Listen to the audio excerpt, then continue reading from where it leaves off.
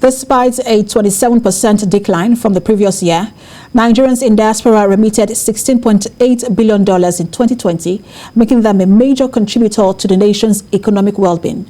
This notwithstanding, they still will not be allowed to vote in Nigeria's elections, as the National Assembly is not disposed to amending that part of the Constitution yet. But the chairman and chief executive officer, Nigerians in Diaspora Commission, Abike Dabirewa, says it is not over yet, as further engagements with the Constitution Amendment Committee is ongoing. Mrs. Dabirewa spoke with TVC News executive editor Uzona Onoye, where she began with the first reaction of the diaspora community to the stepping down of the diaspora voting item in the Constitution Amendment. For me, it's a bit depressing. And I'm sure it is for all of them. But here's the thing. There's a constitutional amendment going on. Presentations were made by Nigerians in diaspora, by NIDCOM, by Nigeria Diaspora Voting Council, made up of Nigerians in the diaspora, who set up the body called Voting Council. And we've done everything to convince the National Assembly that it is important for the diaspora to vote. And here's what we're saying. Just make it possible, amend the law so that INEC is not National Assembly that will conduct the elections. It is INEC. So make it possible, just amend the relevant law in such a way that INEC can decide when diaspora voting will start, when the infrastructure is in place.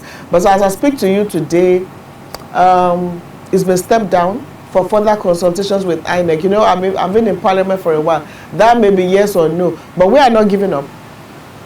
We're still working very hard, and we're now still going back to the Committee on Constitutional Amendment that just amend that section. We're not saying that, it's not the National Assembly that will conduct the election. We're saying that make it possible for the electoral body to decide when and how it will happen. But you see, you don't keep amending the Constitution every year now.